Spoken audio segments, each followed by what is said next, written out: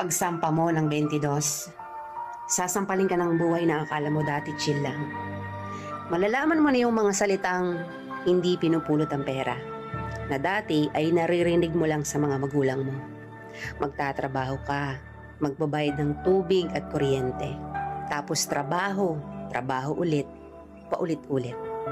Mamimiss mo yung batang ikaw, musmos, walang alam sa mundo.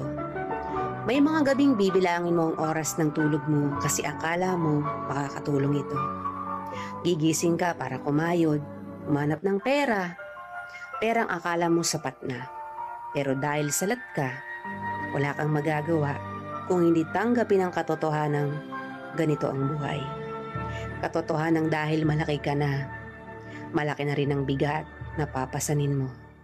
Dahil ngayong 22 ka na o 23 o 25 ka, malalaman mong hindi ka na lang nabubuhay para sa sarili mong pangarap. Real talk yan.